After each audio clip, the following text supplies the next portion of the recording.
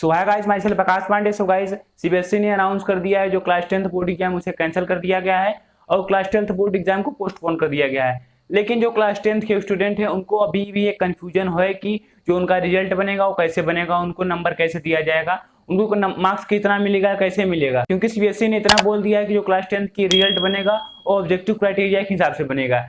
अब बच्चे objective criteria के लेके कंफ्यूजन कि ऑब्जेक्टिव क्राइटेरिया क्या है, इसमें क्या होता है, कैसे होता है। सो गाइज, अगर आपको भी जानना है ऑब्जेक्टिव क्राइटेरिया क्या है तो इस वीडियो को लास्ट तक देखिए। और मैंने एक वीडियो बनाया था, यहाँ पे आपको आई बटन पे उसका लिंक मिल जाएगा, वहां से आप उसे देख सकते हैं।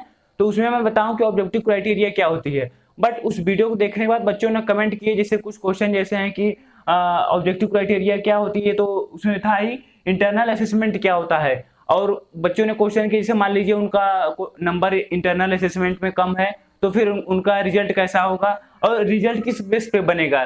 तो इन सब क्वेश्चन को लेके उन्हें कंफ्यूजन था, तो फिर मैं सोचा कि एक वीडियो और बना दिया जाए जिससे उनका जो कंफ्यूजन है दूर हो जाए। क्योंकि अभी तो ये बोर्ड एग्जाम तो कैंसिल हो गया है, तो जो बच्चे पढ़ नहीं रहे थे उनके लिए तो चील ही चील है। क्योंकि अब जो बोर्ड एग्जाम कैंसिल हो गया तो कोई ऐसा बच्चे नहीं होगा जो फेल होगा। बट जो बच्चे टॉपर हैं, जो बच्चे अच्छी तरीके से प्रिपरेशन कर रहे हैं, उनके लिए ये प्रॉब्लम हो गई है कि अब उनका नंबर कैसे आएगा। क्योंकि वो अच्छी तरीके से प्रिपरेशन कर रहे थे और वो चाह रहे थे कि अपने एग्जाम में टॉप करें, अपने बोर्ड में टॉप करें, फिर उनको क्या ऑप्शन दिया जाएगा।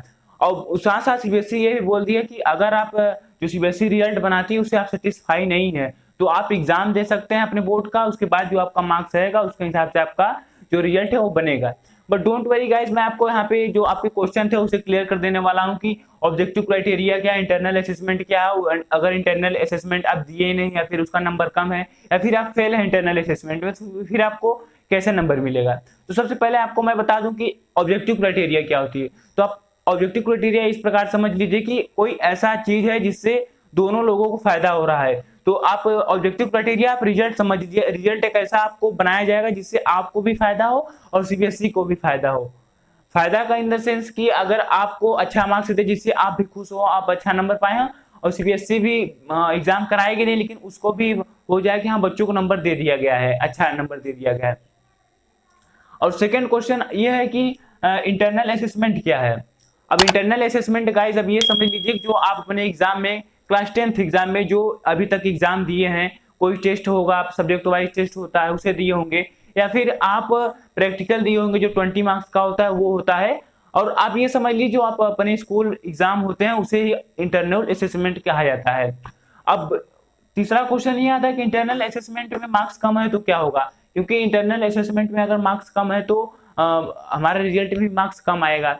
तो ये भी कंफ्यूजन बच्चों का है और होना भी चाहिए। क्योंकि अगर इंटरनल असेसमेंट, बहुत बच्चे होते हैं कि जो एग्जाम की प्रिपरेशन करते हैं बोर्ड एग्जाम की, वो इंटरनल असेसमेंट उतना ध्यान देते नहीं है, तो उनका क्या होगा, उनके साथ क्या होगा। सो गाइस, मैं आपको बता दूं कि इंटरनल असेसमेंट में आपका जो मार्क्स है, जैसे सपोज करिए आपके स्कूल ने आपके बारे में, जैसे आप कोई, आपका नाम है XYZ, आपको कोई नाम है XYZ, आपका कोई नाम है, आपका हिंदी में आपका मार्क्स है 70 है और इंग्लिश में है आपका 80 मान लीजिए, और मैथ में है आपका मार्क्स 70 सपोज करिए, और उसके बाद साइंस में आपका मार्क्स 65 और सोशल साइंस में आपका मार्क्स 50 है।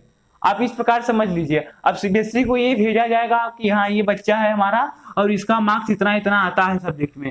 अब सीबीएसई क्या करेगी, पहले सबसे पहले इसका एवरेज निकालेगी, इसका एवरेज निकाली, सपोज करिए आपका एवरेज निकालिए और आपका मार्क्स आया 75%, इतना एवरेज आया कि एक सब्जेक्ट में इतना है, तो आपको सीबीएसई कितना नंबर देगी, आपको 75 से लेके 80 के बीच में आपको नंबर दे दिया जाएगा। अब किसी में 75, किसी में 78, किसी में 79, किसी में 75, ऐसे ही देके आपको नंबर देके आपका रिजल्ट बना दिया जाएगा। तो आप ये कतई न घबराएं कि आपको नंबर कम दिया जाएगा गाइस। सो गाइस, मैं आपको एक और रियलिटी बता दूं गाइस कि जो क्लास 10th बोर्ड एग्जाम का रिजल्ट होता है वो रिजल्ट कहीं काम आता नहीं, आपके डेट ऑफ बर्थ के लिए केवल काम आएगा। रियलिटी यही है गाइस। इसीलिए जो बोर्ड ने, सीबीएसई बोर्ड ने इसे कैंसिल कर दिया है और अपने से नंबर देगा। आप वही सोचिए कि क्लास 12th एग्जाम पोस्टपोन्ड हो गया और क्लास 10th एग्जाम कैंसिल क्यों हो गया गाइस। कारण यही है कि जो क्लास 10th बोर्ड एग्जाम का रिजल्ट होता है वो कहीं काम में आता नहीं, केवल डेट ऑफ बर्थ और आपके बारे में जानने के लिए काम आता है। इसीलिए उसका एग्जाम जो कैंसिल कर दिया गया है और बाकी पोस्टपोन कर दिया गया क्लास 12th बोर्ड एग्जाम। सो अगर आप चाहते हैं कि आप बोर्ड एग्जाम दें फिर से और आप नंबर दें, आप क्योंकि आप प्रिपरेशन किए थे अच्छे तरीके से, तो आप अपने स्कूल से कांटेक्ट कर सकते हैं, वहां से आप बात कर सकते हैं कि मैं फिर से एग्जाम दूंगा, उसके बाद मेरा जो रिजल्ट आएगा मैं उसे मार्क्स जो आएगा उसके हिसाब से रिजल्ट मेरा बनना चाहिए। तो आपके साथ होगा, उसमें कोई दिक्कत नहीं। लेकिन एक कंडीशन यही है कि जब ये जो कोरोना है, ये सिचुएशन है, ये जब कंट्रोल में आ जाएगी, जब नॉर्मल हो जाएगी, तभी आप एग्जाम दे पाएंगे। और मैं आपको सजेस्ट करूंगा कि आप एग्जाम ना दें तो फिर भी चलेगा, क्योंकि अब एग्जाम देने का कोई फायदा है नहीं गाइस। क्योंकि आप एग्जाम देंगे फिर भी आप वही 80-90% मान लीजिए पा ही गए, 100% पा ही गए, तो उससे आपको कुछ होने वाला है नहीं, क्योंकि सभी बच्चे तो एग्जाम तो कैंसिल हो गया इस साल का, तो इस रिजल्ट का कुछ मतलब रह नहीं जाएगा गाइस। इसीलिए आप एग्जाम नहीं देंगे तो भी ठीक रहेगा, आप चिल होइए, आईपीएल देखिए, जो करना है वो करिए। अब लास्ट क्वेश्चन बचता है कि रिजल्ट किस बेस पे बनेगा। अब रिजल्ट वही बेस्ड की आपको देखा जाएगा आपका नेचर क्या है, मतलब आपके बारे में पूछा जाएगा। सीबीएसई आप एक एक बच्चों का डाटा लेगी कि वो बच्चा कैसा है, वो बच्चा का टोटल मार्क्स कितना आता है, उसका नेचर कैसा है, वो पढ़ने में कैसा है, सब कुछ आपका डिसिप्लिन में कैसा है, उसके हिसाब से आपको नंबर दिया जाएगा, उसी हिसाब से आपका रिजल्ट भी प्रिपेयर होगा, जिससे किसी बच्चों को ये ना हो कि मैं अच्छा पढ़ा था तो मुझे कम नंबर मिला, और किसी बच्चे को ये ना हो कि मैं पढ़ा ही नहीं था मुझे ज्यादा नंबर मिल गया। अगर आप चाहते हैं, आप सेटिस्फाई नहीं है सीबीएसई के रिजल्ट से, तो आप फिर से एग्जाम दे सकते हैं और आपका रिजल्ट फिर से बनेगा गाइस।